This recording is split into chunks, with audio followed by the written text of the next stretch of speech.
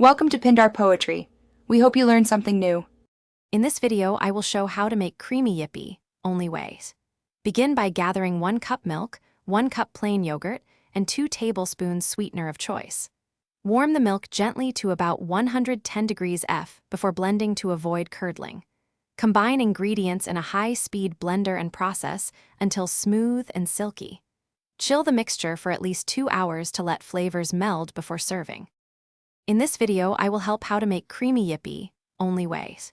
Start by blending milk and yogurt on high for 60 to 90 seconds, pausing to scrape the jar once. Add 1 tablespoon milk or yogurt at a time to tweak thickness until it feels right. Use a neutral oil or melted butter for extra creaminess if needed. Taste and sweeten gradually to maintain balance and avoid oversweetening. In this video, I will review how to make creamy Yippee, only way. Quick recommendation: if you enjoy relaxing with a good read while your Yippee chills, consider the new Kindle Paperwhite for comfortable, glare-free reading anywhere.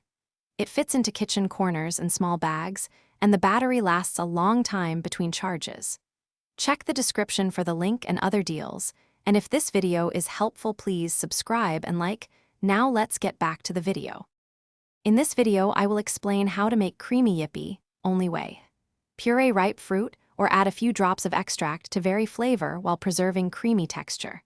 Fold in toasted nuts or seeds at the end for pleasing contrast without losing silkiness. If using sweet fruit purees, reduce sweetener by about 25% to prevent the final dish from becoming too sugary. Serve chilled with a light garnish for best results.